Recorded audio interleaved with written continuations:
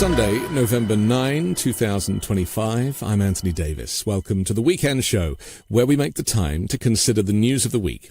You can support my work and independent journalism at patreon.com/5minute news. Our guest today is a human rights lawyer, author, and former congressional candidate, also creator of the daily Substack newsletter and podcast called Let's Address This. Qasim Rashid, welcome back to the Weekend Show. Anthony, good to be back. Thank you for having me. Qasim, it's kind of timely that we're talking. You've written a couple of books that kind of focus on the subject that I think is very front of mind, considering the win of the New York mayoral candidate Zohran Mamdani this week.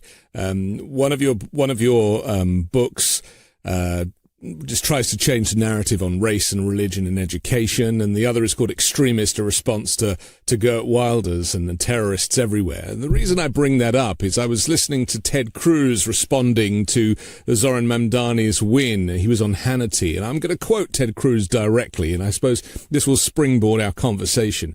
He said, look, last night was a disaster. It was an electoral blowout. The results in New Jersey were disastrous. The results in Virginia were terrible. The results in New York, Comrade Mamdani is the face of the Democrat Party. We have an actual communist jihadist. And it's important to note Mamdani is not a socialist. He's a full-on communist. He has called for seizing the means of production in our economy. He is a Marxist. And that is profoundly dangerous. We're going to see New Yorkers die. Let me turn it over to you, because it's this rhetoric that clearly they're going to turn the heat up on in the coming weeks, months, and years. Well, I think what a lot of folks still don't understand about why Zohran Mamdani was successful is because his policies weren't based off of sticking his finger in the air and seeing which way the wind is blowing. He put in the work. He put up a profound video, I thought, on the day of his election of where he was 1 year before. It was right after the 2024 election. And if you're watching or listening, put yourself back in those shoes. We have had this horrific loss to Donald Trump, an actual fascist and white supremacist. He's made these horrific promises that now he's fulfilling about, military occupation, dragging people away, locking people up, mass deportations, in the level of corruption. I mean, half the White House is destroyed. He's threatening, nuclear testing now. I mean, everything that Project 2025, this fascist manifesto promised, is happening now. And at that time, what does Zohran Mamdani do?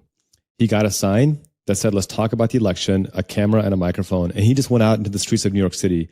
And in talking to his team, they shared that he actually went to the places where there was the biggest rightward shift.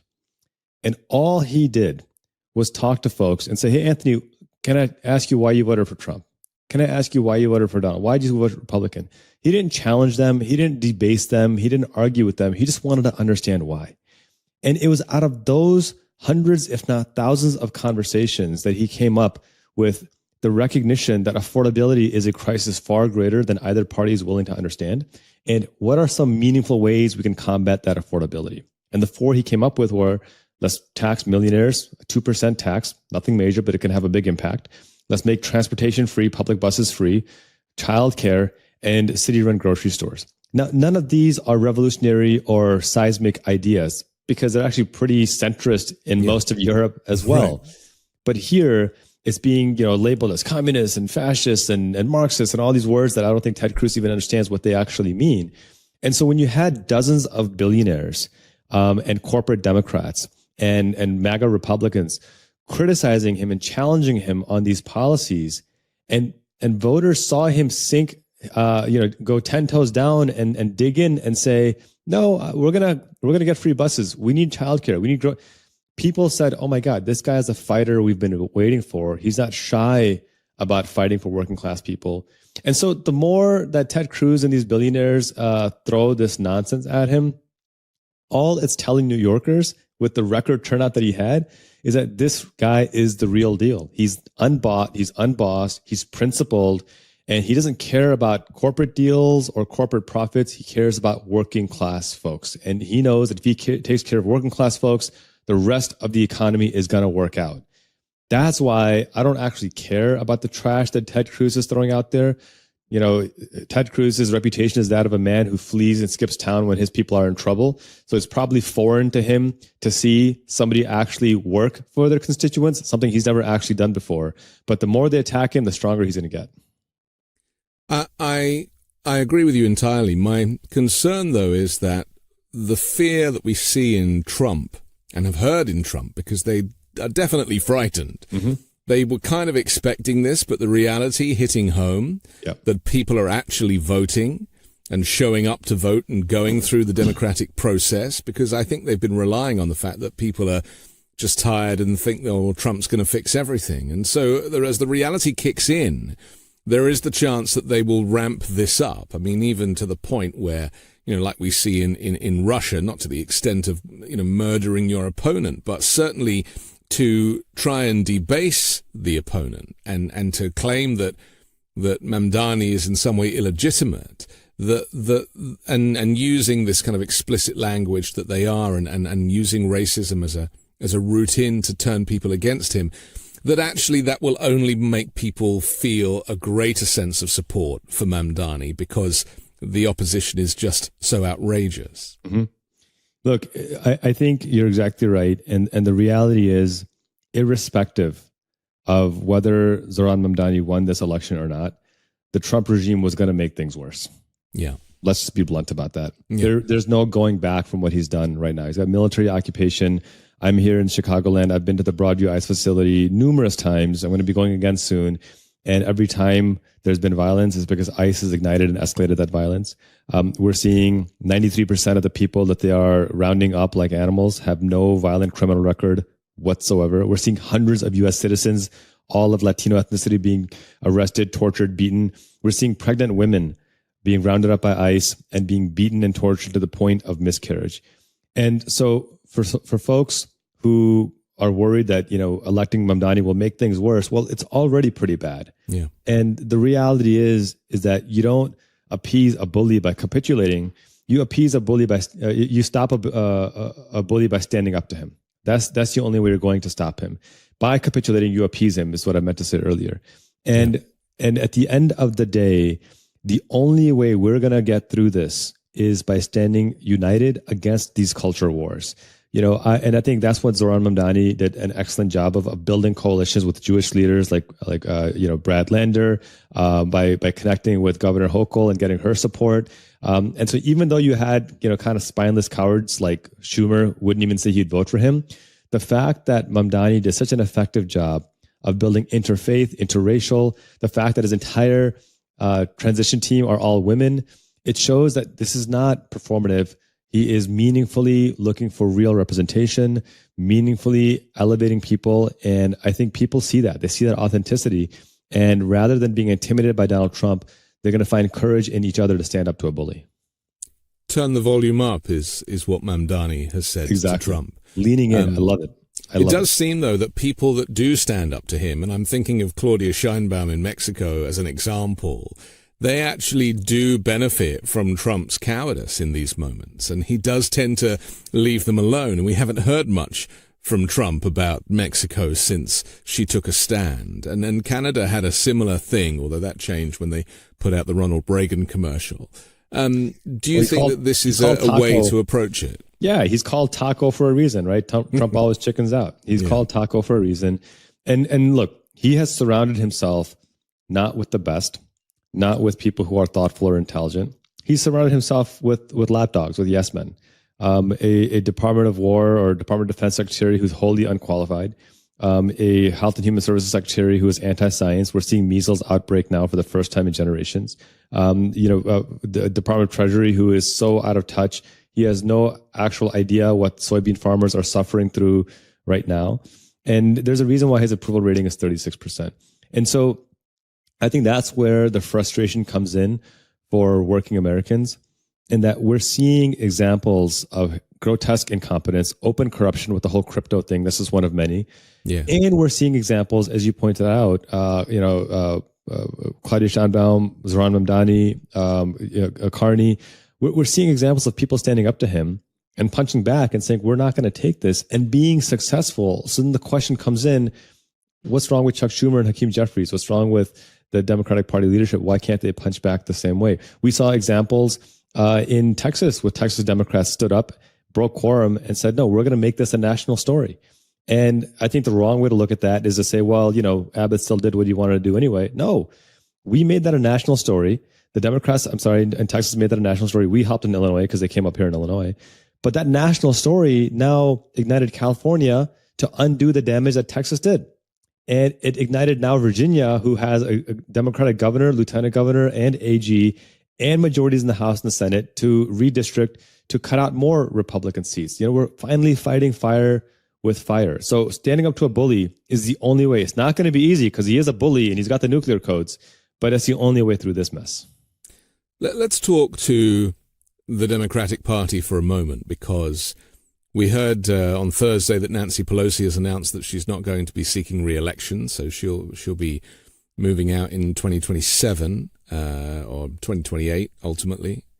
The old guard has been criticized a lot, especially since the rise of Mamdani, because you mentioned that Schumer didn't endorse Mamdani. Hakeem Jeffries took his sweet merry time to do so, only did so about a week before the election. What is it? I mean, you've tried to run for Congress yourself, so you understand about the politics within the politics. Do you think that the old guard, who still maintain a significant amount of control with the Democratic Party, although it is changing, do you think that they recognize that Mamdani is the answer, and that word affordability, which weirdly has never really been used in this context before, is actually the way to get back to leadership, both locally and centrally? I think it was Mark Twain, check me if I'm wrong on this, who said that it's hard to get a person to believe something when their paycheck depends on them not believing it. It's either Mark Twain or some other brilliant thinker. And that's fundamentally the problem with the establishment, corporate Democrats, is that they can talk all they want about affordability, but they don't understand it in the context of someone like Zohran Mamdani, of someone like AOC. And the reason why they don't understand it is because they're funded by the same corporations preventing affordability. They are incentivized, they are reelected by the people preventing affordability. You talk about justice, and no one is above the law, and everyone needs to be accountable. But then they're doing photo ops with a credibly accused war criminal of Netanyahu and continuing to arm him despite the ICC and B'Tselem, an Israeli human rights organization, and Israeli physicians acknowledging that this man is committing genocide. And rather than call him out or condemn him and say no one is above the law, they think that Americans don't see the hypocrisy of calling out Donald Trump for far lesser crimes than genocide, but then excusing genocide as well. They're our allies, so we just have to make it work. People see that hypocrisy, and I was talking about this earlier, that I think the moment that Zohran Mamdani won the election was in the Democratic primary debate, when everyone was asked, where are you going to visit first after you win the seat? And everybody said, the Holy Land, Israel, Tel Aviv, Jerusalem. Yeah. And he said, I'm running for mayor of New York City. I'm going to sit right here in New York City. And if I want to talk to Jewish people, which I do, I'm going to talk to them right here. Mm-hmm. And I think it just showed that his focus, when you talk about affordability, it wasn't just this lip service of, things are expensive, we got to work harder. It was, I'm going to get down here, do the work. And it's because if you look at his track record, that's what he did, right? He got hundreds of millions of debt relief to taxi drivers. 17 or 18 had committed suicide because of the debt. He literally went on a 15-day hunger strike, starved himself to prove a point. He got arrested. Civil disobedience, the highest calling, the good trouble that the late great John Lewis talked about. And so the future of the party has already been chosen by the people. They want folks who are working class, who believe in working class policies, who believe in rejecting corporate money. And by the way, Anthony, I think I need to make this point very clear. This is not just a Democrat issue. Republicans also want corporate money out of politics. They're sick and tired of the corruption as well. And that's why I think it's so brilliant and resilient that Zohran Mamdani won against two opponents in the general. And the Republican got 7% of the vote. And if you combine the Republican and Cuomo's vote total, it was still less than Mamdani. He still won with the majority of the vote. So whether the Schumers and the Jeffries of the world like it or not, Mamdani and his vision of affordability with meaningful action, that vision is the future of the party. And I think we're seeing it manifested with some prominent candidates, the Abdul Al-Sayeds in Michigan, the Dr. Annie Andrews in South Carolina, the Graham Plattners in Maine. They're all running on a very similar platform of affordability with action rather than lip service, and people are paying attention. Mamdani is the real deal in terms of his upbringing. He was born in Uganda, but his parents both activists and very kind of involved in community fundraising and doing the types of jobs that really are a great apprenticeship for a young man growing up to want to be an activist in a community such as New York, albeit with 8 million people. That, I guess, is a fundamental difference. A bit like Obama being a community organizer, I guess. You know, to have that DNA that is about people, whereas with Trump and MAGA Republicans, they don't go near people. I mean, they are repelled by people. And so is that, you know, you can call it lots of things, the common touch or any of these words, but actually it's the authenticity that for me is the reason why he has connected with so many. It's the authenticity built on lived experience, as you said. Everything he's talked about now, none of it is theory. It's stuff that he's seen work. It's stuff that he's seen be effective around the world. I was born in Pakistan, was younger than Zohran was when he immigrated here from Uganda, and I think he was in South Africa for some time. But there's something that you learn when you live in another country. This is why, you know, Mark Twain actually did say that, you know, travel is fatal to bigotry. There's something that you learn when you live in other countries, when you're exposed to different cultures and points of view. You learn that this idea of American exceptionalism is only effective if that exceptionalism is in our diversity. The idea that America is exceptional because it's the strongest military power in the world or the wealthiest country in the world is actually a very hollow shell of an idea. It's a veneer. It doesn't have any strength or any substance behind it. You don't inspire people to love you because you've got a nuclear weapon and they don't, right? That's a great way for them to fear you and hate you, but it's definitely not a way for them to love you and want to be part and want you to be better and greater. And I think one thing that people learn when they travel to other countries is things like hospitality, things like trying new foods and new cultures and just experiencing a different flow of life. Like, you've been all over Europe, you know this better than most. It's a powerful experience because you learn to realize that there's actually a different way of life that's just as valid as here, not lesser, not greater, but just a different way of life. I had a life-changing experience when I was 18. My father was a missionary in South Africa at the time. And so I finished high school on my first year of university, and he says, hey, why don't you come spend your winter break with me? I had about 2 months off. I said, that sounds like a great idea. I went down, and it was my first time as an adult outside of the United States for any kind of extended period of time. I'd been to Canada, but you know, Canada's close enough and you're a kid, doesn't really matter at that point.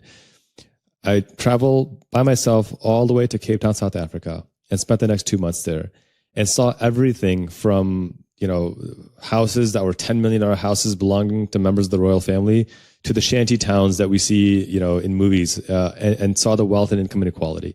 Got to see where Nelson Mandela was held prisoner for 27 years. The prison cell that he was in, if you've ever been there, it's so small you can't lay down straight in it. And just the thought at 18 years old to see that, you know, this man, for his ideal, for his principle, waited 27 years, and now he became president of South Africa. Look at the way the world loves him now. For me, that was a life-changing experience of recognizing how you have to be authentic with people. We're all going to die at some point. No one leaves here, you know, in any other way except through that. And if you spend your life hating people and putting other people down, it's a shame for yourself, and it's a shame for the people that you harm. And I think what Zohran Mamdani has tapped into is his lived experiences in Uganda, his lived experiences in South Africa, his parents' lived experiences in India. And the fact that they molded this young man into who he is, and he had the good sense to shut up and listen and marry up, might I add, to a Syrian artist. It's almost like it was, you know, again, back to the Nelson Mandela quote, it's impossible until it happens, and then it was inevitable. It seems now you look back like, yeah, it was inevitable this guy would accomplish what he's done. But I'll close with this comment that as accomplished as he is in what he's done in making history, I think he'll be the first to tell you that this is just a baby step. This is the starting gun. The real work begins now, and it's going to be much more difficult and arduous going forward. I'm interested in what you say about life outside of America, because exceptionalism is something that you only really understand, as you say, if you travel. I grew up in a social democracy, so I thought that universal health care, and the welfare state was normal. It's certainly not radical, or we don't refer to it as socialized medicine or anything like that. It's just going to the doctor and not getting a bill, right? I was reading about this Dutch environmentalist, former government advisor, Alexander Verbeek, in the wake of Mamdani's election. He said that he'd overheard in an Oslo cafe in which Mamdani was described as an American politician who finally sounded normal. And Verbeek wrote, "Normal, that's the word," he said. "Here, taking care of one another through public programs isn't radical socialism. It's Tuesday." And I love it. That really kind of chimed with me, because that view hits on the wide difference in how Mamdani's promises are seen by many across the Atlantic, Europeans recognizing his vision about free public transit and universal childcare. In Europe, they expect their governments to make those kinds of services accessible to all. Verbeek said, "We pay higher taxes and get civilized societies in return. The debate here isn't whether to have these programs, but how to improve them." I would only disagree with one thing that he says. I don't necessarily think they pay higher taxes than we do, because when you think about the tax rates that we pay, plus the additional cost of private healthcare, we're spending double per capita on healthcare for less care than countries that guarantee healthcare as a human right. So we're actually paying more for less than countries that have socialized. It all works itself out, right? And I mean, well, the data shows, Yale University, in fact, 30 different studies have shown this, that we are paying on average double per capita or more than every developed country in the world that guarantees healthcare as a human right. We have the lowest life expectancy as well. And for those who are like, well, you'll have longer wait times. No, actually, our wait times are as long or longer. Right. And frankly, the math also doesn't make sense, because if our wait times are shorter, then why do we have a shorter life expectancy? We should be getting better care faster, but we're not. So we actually are spending more. I recall I was in the United Kingdom a couple of years ago, driving with a friend of mine who's a physician. And we're going through this quaint little town, about an hour outside of London. And an elderly gentleman was walking on the sidewalk, and we saw him trip and fall and smash face first into the sidewalk. And my friend's a physician. He's a trauma physician. He jumps out of the car immediately, tends to him, calls the ambulance. The ambulance is there in a matter of minutes and takes him away. And I'm just sitting there flabbergasted, because this was around the same time where there's a viral story of a woman, I believe on the Boston subway, whose foot got caught between the landing area and the actual subway car, and it was mangled. And she's screaming in pain with her mangled foot and saying, "Don't call the ambulance. I can't afford it." Yeah. You remember that? Yeah. And I just sat there aghast, humiliated that this is the American exceptionalism that we're talking about. That is, the sweet young lady is suffering a horrific injury, and her first thought is not, "I may never walk again." Her first thought is, "I can't afford this. Don't call the ambulance. I'll figure it out on my own." That's not exceptionalism. That's not freedom. That's horrifying. That is draconian. That's dystopian. That's something that you would read in a Stephen King novel about what happens in the future when corporate oligarchs take over, because that time is now, unfortunately. And so my ask of folks is, it normalize caring for one another.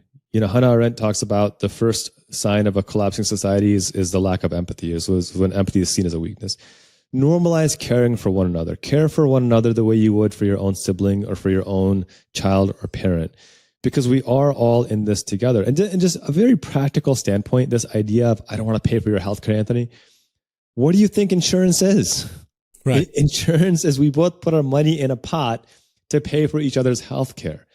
All we're saying is let's have that on a national level as opposed to a for-profit level. It's not very complicated. I think people and have like both as well. I think that's what scares a lot of Republicans, is that they think that by paying for other people that they will somehow either lose services or it'll be more expensive for them. But actually, you know, in Europe, you have both models running side by side. You have socialized medicine for those who can't afford private, and if you can afford private, it's there if you want it, and people make the free choice, and ultimately, you know, it takes the pressure off. It's not one or the other, and so I think there's probably a lot of conservatives who worry that the quality of their healthcare will go down because they're paying for everybody else too. Well, the thing is, the data just shows the exact opposite, right? That when you have more people covered with healthcare, overall healthcare costs go down because you have more preventative medicine. You have more people who are getting care before they have a heart attack, before they develop diabetes, before they have a stroke, before they develop cancer. It's detected early on. You know, we all know the saying, an ounce of prevention is better than a pound of cure. And, you know, there's a reason why lower income people have lower life expectancies. It's because they don't get the care they need, and things that impact all of us, cancer, heart disease, things like that, are not covered. I'm 43 now. I was 38. Marathoner, healthy. I run several marathons. I just ran the Chicago Half Marathon last month. In excellent physical health, had cancer. And if it wasn't for my wife nagging me to go get checked out, I probably wouldn't have gotten checked out. And if we didn't have healthcare, I definitely wouldn't have gotten checked out. But that would have been a fatal cancer, and I wouldn't be sitting here before you right now if I hadn't gotten that checked out. Yeah. And this is what we mean, that by me being able to get the care I needed and be here and make a living and provide for my family, guess what? That saves everyone money, because that's one less family dependent on food stamps, dependent on Section 8 housing, dependent on government assistance for economic vitality, right? It allows me to ensure I can take care of my family, but that was made possible because I had access to healthcare. And when we deny that to folks, it goes back to Zohran's point about affordability. We are exacerbating the affordability crisis, and we are making things worse. And I think until and unless politicians funded by these health insurance corporations, I call them health corporations, that are actually, the acronym is Health Exploitation Limited Liability Corporations, because they exploit health and they limit their own liability. Yes. These health corporations exist for one reason, and it's not to make us healthy. It's to make themselves a profit. It's to increase shareholder value. And if that means you or I have to die for it, they don't care, because it will increase their shareholder value. And as long as we have politicians, these corporate politicians funded by these health corporations, we have no chance of getting the actual quality care we need. We have every chance of dying prematurely because a shareholder or a CEO decided that their profit was more important than our lives. We're in the middle of a government shutdown, the longest in history now. Yes. And it's hinging on whether or not Republicans will realize that supporting and funding the healthcare and then the limits on the Affordable Care Act to prevent these premiums from increasing 100% or more in the new year, which they don't want to do. They're spinning the argument. They're claiming that it's because Democrats want to give free healthcare to undocumented immigrants, or illegals as they would call them. That is completely untrue. It's not even the law. No one seems to have spoken about what the difference is between the existing premium and the 100% increase premium. As I see it, it's profit. It's not better services. Right. Why is no one talking about the fact that these kind of random increases are pure profit? You're exactly right, Anthony. You are exactly right. And I think this is the problem that I said earlier, that you cannot have people like Chuck Schumer and Hakeem Jeffries and other corporate Democrats talk about that, because those are the corporations funding their reelection campaigns. Yeah. And that's why that's why the Democratic Party has a 26% approval rating, because there's just no trust. Because you cannot expect corporate politicians to condemn the corporations that made them politicians. It's just not going to happen. We're not going to get a magical cure for cancer or a magical cure for AIDS when these, prices double. If there was a cure for cancer and I had to pay 100% more, I'd pay it, because it's curing cancer. But it's not even doing that. It's exploiting people even more. And it just goes back to the absurdity the absurdity that the entire government is being held hostage because a couple of multi-billion, probably some trillion-dollar corporations decided our shareholder value is more important than your neighbor who needs insulin getting access to insulin, your neighbor who has a chronic back condition getting the physical therapy that they need, your neighbor who is recovering from breast cancer, or your spouse who's recovering from breast cancer getting the treatment that she needs. That's really fundamentally what it comes down to. It's corporate CEOs deciding that their golden parachute or their bonus at the end of the year is more important than making sure that child suffering from pediatric cancer gets the treatment that she needs. It's absurd and it's offensive. And this is why I say this is not a red versus blue issue, because I promise you my Republican neighbors agree with me on every single thing that I just said, that it is a disgrace that billionaires are making insane profits while people can't get the basic insulin they need to live. This is a class issue of billionaires versus working class people. And so I'm begging my neighbors, regardless of who you voted for in the last election, recognize that this is not a culture war that we should fall into. We should stand united against this economic class war, because we are going to be the first ones on the plate to be eaten if we lose this war. Insulin is a very good barometer, and I would ask anybody after this show to Google the price of insulin in the US versus the price of insulin in every other country of the world. And it can be had for $5 to $7 elsewhere, and here it can be anywhere upward of $40 to $100. I mean, it's ridiculous. $12,000, Anthony. $12,000 annual cost for insulin. If you don't have insurance, that's what it costs. And even with insurance, it'll still cost anywhere from $100 to $300 a month if you don't have the Cadillac plan, which most Americans don't. And it's all profit. All profit. Profit. Remember, the people who discovered insulin, the doctors who discovered insulin, each sold a patent for $1, specifically because they did not want it to be exploited like this. They could have been, that era's Jeff Bezos is to have a monopoly on this, but they said, nope, it's unethical, it's immoral, it's wrong. We want this to be accessible. And unfortunately, their entire legacy has been trampled upon by, United Health and Blue Cross and Blue Shield and these other pharma companies who decided, again, their profits are more important than our lives. We have to take a quick break, but I want to come back and talk to you about the Muslim faith, because it's been obviously demonized by MAGA Republicans. I want to really kind of provide some clear examples of what Mamdani represents and what the community in New York represents too. We'll do that next here on The Weekend Show.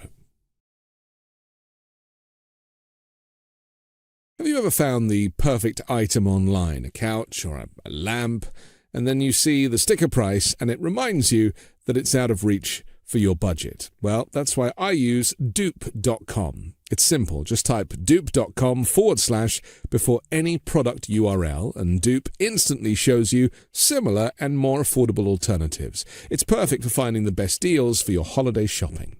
And these aren't sketchy knockoffs. The truth is, most products that you see online, from furniture to fashion to gadgets, are mass-produced in the same factories. Brands just slap on different labels and markups. Well, Dupe surfaces those same pieces for way less, so you're not overpaying just for a name. That expensive sofa, handbag, or light fixture you've been eyeing, Dupe finds them, or something nearly identical, for a fraction of the price. It's no wonder that Dupe has gone viral on TikTok. Millions of people already use it to save thousands on furniture and decor, sometimes 60, 70, or even 80% off, and it's completely free. This holiday season, Dupe is giving away 1 million Dupe points, and you can turn those points straight into gift cards. Here's how it works. You earn Dupe points just by shopping with Dupe. No payment, no catch. Just search for the products you want, save money, and rack up points. Want even more? Share Dupe with your friends. They save, you earn points. That means more gift cards for both of you. And here's the kicker. For a limited time, the first 10,000 people who go to dupe.com / weekend will get 500 Dupe points instantly. Redeemable for gift cards, no catch. But spots are limited, so don't wait. That's dupe.com / weekend for 500 free Dupe points today. Use your Dupe points and gift cards to make the most of your holiday shopping. Go to dupe.com / weekend.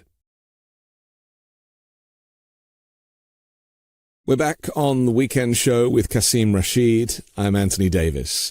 The New York Post's On Your Marks, Get Set, Zo front page, published just hours after Democratic Socialist Zohran Mamdani's win in the New York mayoral race, is proving a viral hit. One vendor on eBay has sold a print copy for $355. This is obviously a Murdoch publication, who is not a fan of Zohran Mamdani, and the front page with the red apple headline featuring Mamdani holding a Soviet-style hammer and sickle is also being sold by the newspaper as a $75 metal print.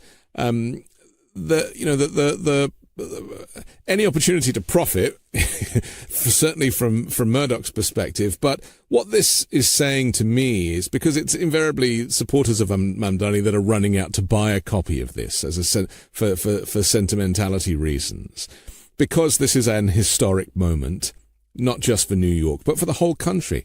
There has been a leadership vacuum on the Democratic side, and he plugs an awful lot of gaps for people. But I want to talk not just about, we've talked about his democratic socialism and what that means and how it's not communism or Marxism or any of those isms that the fascisms are talking about. But actually his faith is something that they're going to be making an awful lot of noise about. There's an awful lot of Muslims in New York, and there's an awful lot of integration in New York, and people tend not to care. I was there quite recently, and I just was actually blown away with how beautiful the city just kind of moved with people of multi-faith, multiculture, multi-nationalities integrating. It's not a problem for him, but what about the people that it is a problem for? Can we talk to them for a moment? You know, what's interesting to me, and I just wrote last week a piece on my Substack that called out this demonization. Yeah. From everyone from Kirsten Gillibrand accusing him of wanting to wage global jihad, yes, to Cuomo trying to tie him to 9/11, to Michael Bloomberg spending $10 million in attack ads, insinuating that he had, some responsibility for 9/11. I mean, just the most absurd, grotesque things, to obviously the Ted Cruz, and Andy Ogle's tweets of the Twin Towers and whatnot. And I think one thing I'll preface everything is, I want folks to really see the sheer projection of it all. The folks who are the staunchest Christian nationalists, who want to do away with the Constitution and enforce biblical law, who thinks we should be a Christian nation and that's why we can't have abortion, or we should have a Christian nation and that's why gay people shouldn't have equal rights. These are the same folks projecting onto Muslims something that we don't want, have never wanted. The same folks who want to break down the wall between religion and state by getting rid of public education and having tax dollars pay for private Christian charter schools are the ones accusing Muslims of wanting to enforce, Sharia law, without knowing that Sharia actually means law. So when they say Sharia law, they're just saying law. Law, yeah. And so that's, I want folks to understand that this is projection. And it's projection because it's what they want themselves. And they don't see this as, we want the Constitution and they want religious law. They see it as, we want Christian law and they're trying to convert us, but we want to convert them first. They, for them, the Crusades never ended, which is unfortunate. Yeah. Let me start with that. The second point I want to make is what these folks don't seem to understand about Muslims in America is that Muslims like Zohran and myself are late to the party ourselves. We're recent immigrants. Muslims have been in America before America was America. Up to a third of the Africans enslaved, trafficked here, and enslaved and then genocided for centuries, they were Muslim. Up to 1/3. Muslims built the White House. Muslims fought in the American Revolutionary War. They fought in the Civil War on the side of the Union, by the way. There are some phenomenal, inspiring stories of Muslims who got pensions because they were war heroes in the Civil War fighting against the Confederacy and white supremacy. And so there's never been an America without Muslims. There's never been an American fabric without the influence of Islam. Thomas Jefferson had a Quran. He held the first White House iftar. George Washington famously said that if any person wants to work, whether they be a Jew or a Christian or a Mohammedan, which is what they would call Muslims back then I would have him work, provided that he had the qualities to do the work. The Virginia Statute of Religious Freedom specifically includes people of any faith or any sect. It doesn't talk about Christianity exclusively. And so there is ample evidence, ample history, ample resources that demonstrate that it's actually not ironic that a Muslim is now leading New York City. What's actually ironic is that it took this long, because Muslims have been part and parcel of New York City since New York City began its existence. Yes. And it is with that step that I would ask folks to look forward. And I think what New Yorkers have shown us is exactly what you said a minute ago, Anthony, that people don't actually care. They don't actually care what your faith is. They want to know, are you going to make my life better? Are you going to make my life more affordable? And if so, then whatever faith you are or you aren't, I don't give a damn. I just want to know that we can work together. And if we can, let's work together. There's a certain irony with trying to pin 9/11 on Zohran Mamdani, especially considering that, off the top of my head, I think it was 17 of the bombers were Qatari nationals. Or Saudi or something, yeah. Saudi nationals, that's right, Saudi nationals. And yet Donald Trump's business dealings are now with Saudi Arabia to a significant extent. Yeah. And he's prepared to kind of overlook the human rights atrocities, not to mention the connections with 9/11 and terrorism. And, you know, Jamal Khashoggi, and there's a whole history there. Yeah. He'll overlook all of that stuff. But trying to connect Mamdani with 9/11 and try and stoke fear it's bonkers. But my fear is that there are some people that do buy that stuff. Of course there are. I mean, this is the divide and conquer culture war strategy that's been waging ever since the civil rights movement ended with the Southern strategy. That if we can just convince low-income white people that, hey, at least you're not black or Latino or Muslim or an immigrant or gay or somebody not straight white male, then it could be worse for you. So just side with us, vote with us, and we'll protect your interests and won't let those scary black and brown people enter your schools and your communities. That's always been the strategy, and that's what's the strategy right now. And I think what's happening is that we're finally starting to see cracks in that strategy. We're finally starting to see people realize that, hold on a second, I've been had. Anthony, I can't tell you how many emails I get on a weekly basis from people who voted against me when I ran for office, apologizing and saying, I was an idiot. We don't agree on everything, but I genuinely see that you are out for our best interests, and you are not this, secret Islamic Sharia takeover guy that you were made out to be by your opponent. And I always respond every single time to these folks to say, hey, good on you. I appreciate you. Let's continue to find ways to work together.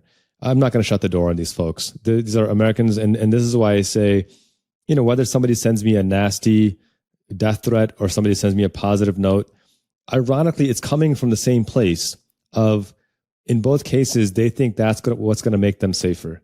In the first case, they're wrong when they're sending me the death threat. In the second case, they're right because they're building a bridge.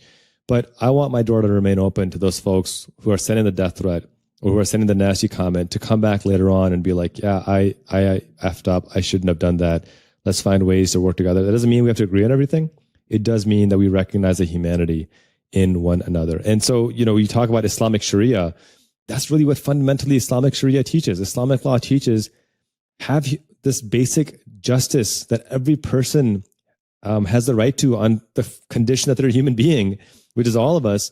That justice must apply. It must be indiscriminate. Every person, regardless of faith, color, creed, background, gay, straight, you name it, every human being has that human dignity that must be respected, must be protected, and must be honored by virtue of them being a human being. That's the extent of what Islamic Sharia is. My father was an Islamic scholar and imam. He taught for 50 years. And if anyone knew this stuff, it was him inside and out. And that's the only message he ever taught me and my siblings. And that's the only message that I think you'll find in 99% of mosques that you go to. Trump has made asylum illegal, effectively, which kind of contravenes the international law and even the kind of unwritten requirements of kindness. Yeah. He's now going to restrict the number of refugees to 7,500 in a year. Yep. And most of those slots are going to be filled with white South African farmers, I think. Yeah. And we've already seen a whole performance with that when the being given American flags to wave in an aircraft hangar and being welcomed to America. A lot of this fear from the white people is the Great Replacement Theory conspiracy. There is this fear that people of color are replacing them. So in addition to the faith issue, where you have far-right Christian nationalists who don't want the separation of church and state and are imposing their views, their fear is that they will lose their majority. And that is another reason why so much of these things are happening, not least, as you mentioned earlier, the ICE abductions, the disappearances of people in a very hostile way, and removing people of color from the streets. So let's just talk to that for a moment, because this is, I think, for a lot of people is the burning issue. And Mamdani does also represent the antidote to these disappearings that we are now seeing on eyewitness video all the time. I can't remember who tweeted this, but it was about a decade ago, or it was a viral tweet where somebody said, "Why are white people afraid of becoming a minority in America? Are minorities mistreated or something in this country?" And it was a tongue-in-cheek joke, because obviously minorities are. But again, Anthony, I think you'll see, like with everything else, this whole Great Replacement Theory, white supremacist theory, it's all projection. Because the only people that have ever used violence to replace the indigenous people in this country are European colonizers who built a country on stolen land by people stolen from their land. And if anything, they're probably thinking, well, our ancestors did mass murder and rape and pillage and kill hundreds of millions of people to build what we have now. And maybe if people peacefully immigrate, they'll eventually do the same thing. And what I'm here to tell you is that we're not colonizers. We're not genocidal maniacs. We're not looking for revenge. We're looking for equality. The problem is that when you've had privilege your whole life, even equality feels like oppression. And that's what we're seeing right now with, the Stephen Millers of the world and the Pete Hegseths of the world, that they've had such overt privilege that the sheer idea that there should be equal access to justice to them feels like oppression. And one of the examples I often give is, affirmative action was not actually for black people. Affirmative action was initially for women. And more white women have benefited from affirmative action than black, Asian, and Latino people combined. Meanwhile, what was struck from Harvard? Affirmative action. Notwithstanding that legacy admissions, which predominantly benefit white people, has far more actually unqualified people. Because again, remember, affirmative action was not about admitting unqualified people. It was about ensuring qualified people also were considered for admission. Meanwhile, legacy admissions, Washington Post did a study on this a couple of years ago and found out that nearly half of white students at Harvard, 43%, were only there because of legacy admissions. And then to add insult to injury, they pointed out that 75% of those white students that were there because of legacy would not have gotten admission on merits alone. That is the real, you want to talk about DEI didn't earn it? That is the real didn't earn it right there. The second point I'll make about all this is, if the concern actually was about population, about demographics, about people not having enough babies, well, then they should be enacting policies that we know results in people having more babies. But they're not doing that. And so I'll explain what that means in a second. They're going to ban contraception. So and there's actually even more than that. But what I'll point out really quickly is that this is actually not about the fear of people not having babies. It's about just enacting control, authoritarian, fascist control over women, over anyone not straight, white, male, wealthy. Because if you actually wanted people to have more babies, here's what you would do. You would guarantee universal health care as a human right. So people would know that having a child is not going to cost me $50,000. It's going to be affordable. You would have pre-child guaranteed, child care guaranteed for parents so that they could work while their child is getting cared after. You would have free school lunches so that low-income families wouldn't have to worry about making sure their kid can eat when they're out of sight. You would ensure that college didn't cost $250,000 for a 4-year degree. You would ensure that university was free or subsidized education. You would ensure that there was comprehensive sex education for children in junior high and high school, because we know that children, when they are properly educated about sex, they make smarter decisions, as opposed to these abstinence-only programs where people are told to figure it out or learn from the internet on their own. It just doesn't work. But none of those things, and your point about contraception, you would provide contraceptive access so that people can have children when they want to, as opposed to getting pregnant by not understanding how their bodies work because they were never given education in the first place. But they are doing the exact opposite of all of that, because for them, it actually is just about control. And that's why consistently you see the highest teen pregnancy rates in red states. You see the highest rates of poverty in red states, the highest rates of depression and suicide in red states, because they're not providing them actual guidance and support and social benefit programs to improve themselves. They're trying to clamp down as authoritarian Christian nationalists. And that, my friend, is just a failing model. And we should point out that Christian nationalism is not Christianity. Exactly right. And it is a completely different realm. And MAGA Mike Johnson is somebody who subscribes to this, and that's why it's so confusing when he's asked, why are you trying to cancel SNAP benefits, when one would think that a Christian would want to feed the poor, and he can't argue and he can't answer. Because it's like, we all remember the famous story where Jesus took 5 loaves of bread and only fed the people who could pay a high enough tax rate and an hourly wage. I mean, it's just so ridiculous when you spell it out, right? It's everything. Jesus literally said, condemn those who refuse to feed the poor, who refuse to welcome the neighbor and treat them. I mean, he couldn't have been more explicit. So no, you're exactly right. This has nothing to do with Christianity. It's white supremacy masquerading as Christianity, and hence the term Christian nationalism. Yeah.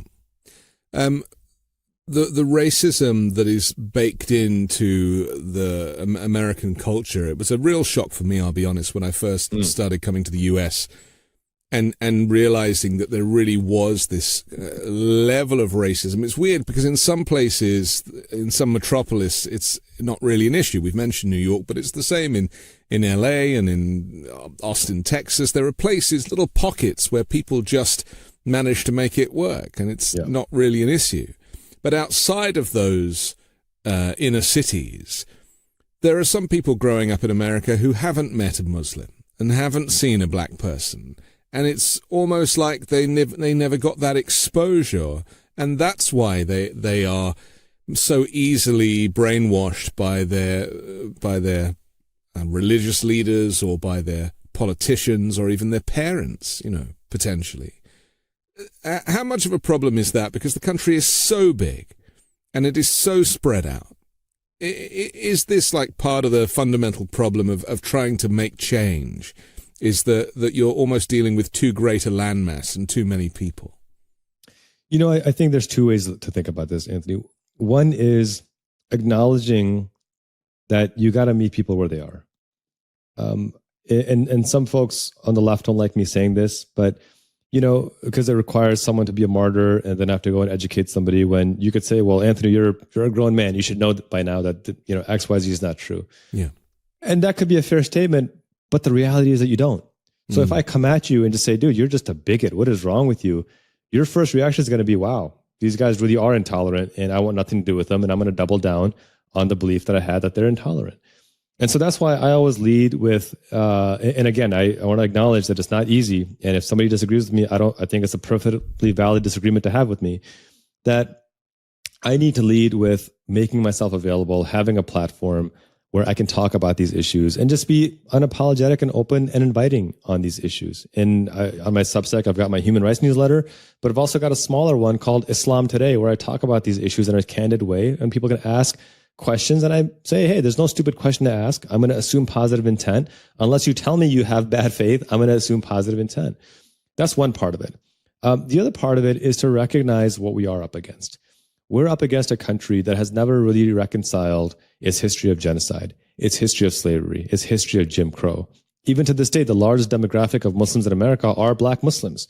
And so I'm not the face of Muslims or Islam in America. Black Muslims are, because they have led the way not just for decades, but for centuries, right? They have been the default of Islam in America. I'm a later option added afterwards in the last 30, 40 years, but Black Muslims have been the default. And so, in the post 9/11, some people were like, well, Muslims are the new Black people. And I'm like, well, actually, Black people were the original Muslims. So I don't know what you're talking about here. But, we're up against a centuries-long narrative of disinformation, of denialism, of genocide, of persecution, and now a well-funded narrative, right? You had 22 different billionaires funding the campaign against Zohran Mamdani. Right. And so while you're exactly right that this is a vast country and we're up against an insurmountable opposition in this space, I don't think it's insurmountable. I really don't think it's insurmountable. I think that if we work together collectively, I have seen it happen with my own eyes of people who, came up to me initially as staunch Islamophobes, self-described anti-Muslim bigots, and have turned the tide and are now allies working to help counter the misinformation and disinformation. And they're allies as Christians, as atheists, as Jews, as Hindus, but ultimately as human beings who recognize that our diversity is a source of strength, not a source of division. And so I will never lose hope in that. My door will always remain open. And I believe that we will get to a place one day where we'll look at each other as Muslims and Christians and Jews and atheists and say, hey, we can disagree on theology, but we will not compromise our humanity. Donald Trump tried to kind of hide the racism over the years in some ways. Sometimes he couldn't, he let it slip. Look at my African-American friend over there, to coin a phrase. Yeah. But beyond that, I feel like the veil is slipping a little more. It's gone. To the extent that he has no excuse now. And if anybody had the guts to actually question him properly, journalistically, then it would be interesting to see how he would try and get around it, considering that we are seeing every day people of color being abducted, amongst other things.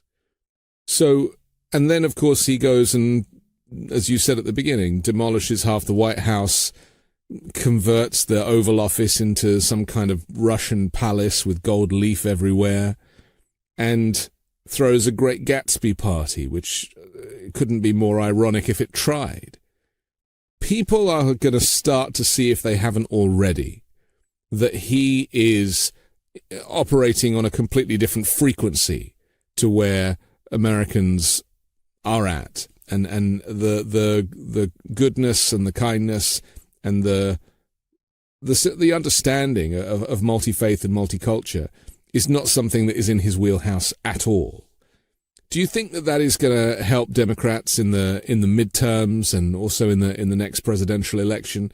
The fact that he's almost created his own divide. He's not even playing to his base anymore. I mean, now he's kind of ignoring that group too. Do you think there might be some shift? Because I mean, even Marjorie Taylor Greene seems to be waking up to this stuff. Yeah, look, I think he's been overtly racist actually for a long time. The DOJ had to charge him for housing discrimination back in the 70s. Yeah. We saw his comments about indigenous people and Concedos in the 80s. The exonerated five, the Central Park Five, calling for their death penalty, even after it was acknowledged that they were completely innocent and standing by that call for the death penalty.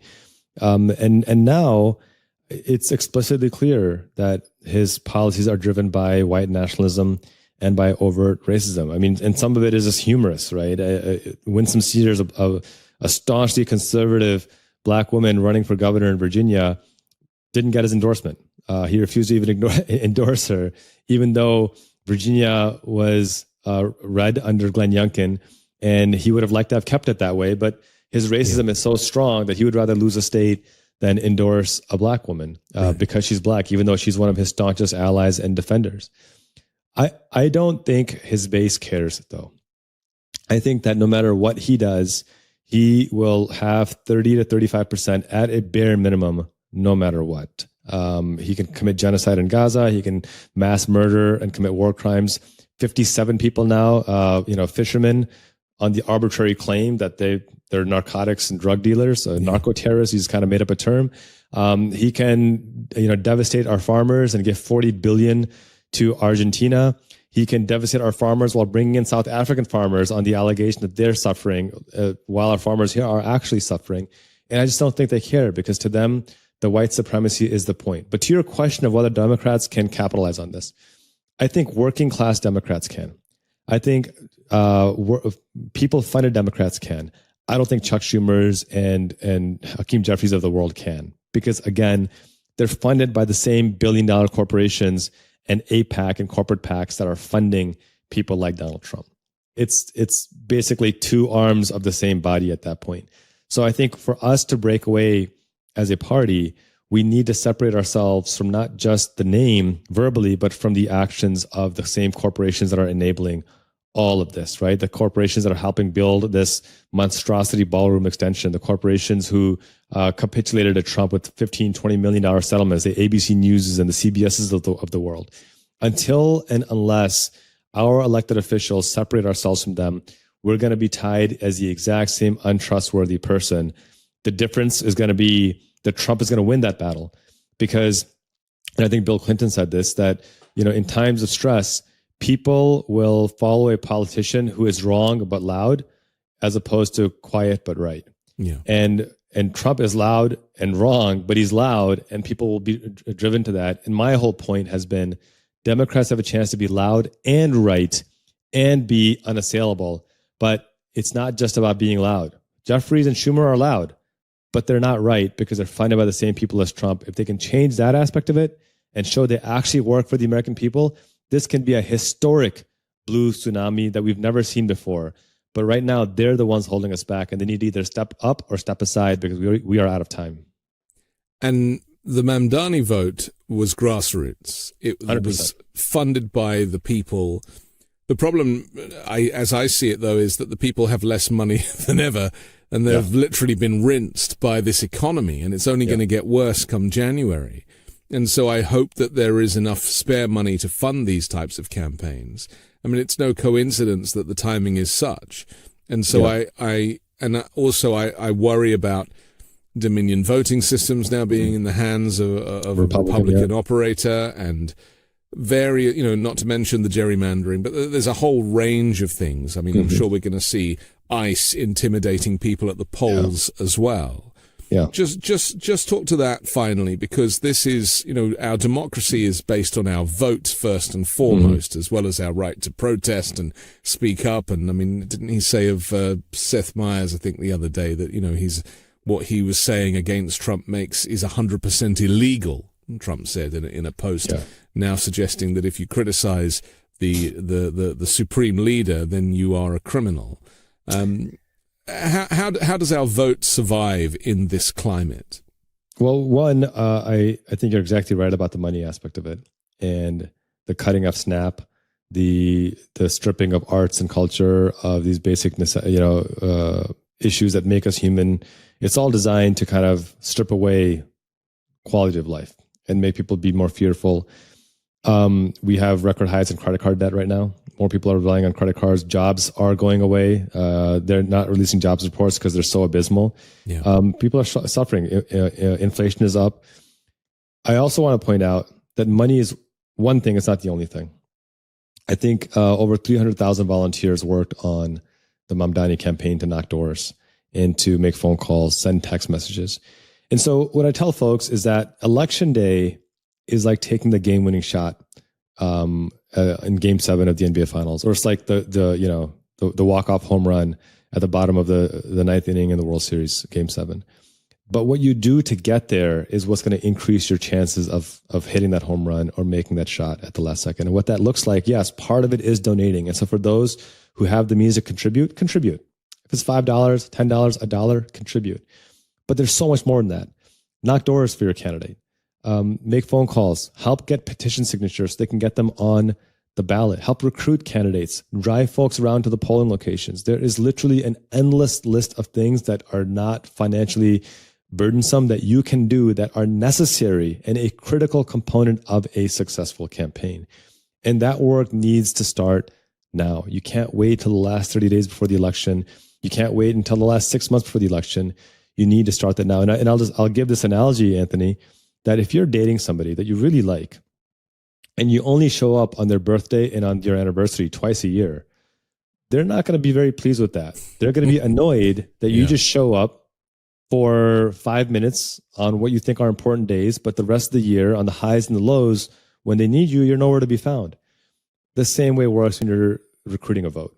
If you really love the people that you're representing, then you don't just show up to ask for a vote the day of election day. You don't just show up on the day of the primary. You show up every single day with phone calls, text messages, knocking on doors, not to harass them, but to ask them, what do you need? How can I support you? And this is what Zohran Mamdani did. He was out on the street asking folks, what do you need? How can I support you? And a year later, he's mayor of New York City. That's not accident. That's providence. That's deliberate. That's by design. And that's what we need to be doing right now. And so if we do that overwhelmingly, then despite the gerrymandering, despite the voting restrictions, I believe we can overcome them. We shouldn't have to, and we wouldn't have to if the Biden administration abolished the filibuster and actually passed voting rights legislation like we were demanding they do. But I believe that we can do that if we work effectively now. And I hope to God that if and when we do, and we return democratic control, we do it with the understanding that we are going to go full speed ahead towards human rights, expanding voting access, protecting Roe, passing universal health care, abolishing corporate money in politics, expanding the Supreme Court, reinstituting asylum, passing the Equal Rights Amendment, passing the Equality Act. I mean, the George Floyd Justice and Policing Act, raising the living wage. The list just goes on of things we can do to make life better. But that starts right now. And lifting the Muslim ban, you left that one out, which... Lifting the Muslim ban for sure. Absolutely might be helpful. I'm so grateful to you, honestly, for your expertise on this. I wish you all the best with the podcast and the Substack, and I look forward to talking to you again. For now, Qasim Rashid, thanks for joining The Weekend Show. Thank you. I'm Anthony Davis. Don't forget to support me and independent journalism at patreon.com/5Minute News or by joining the 5 Minute News YouTube channel. And I'll come back next Sunday with a brand new special guest and more factual news to discuss on the 5 Minute News Weekend Show with Midas Touch.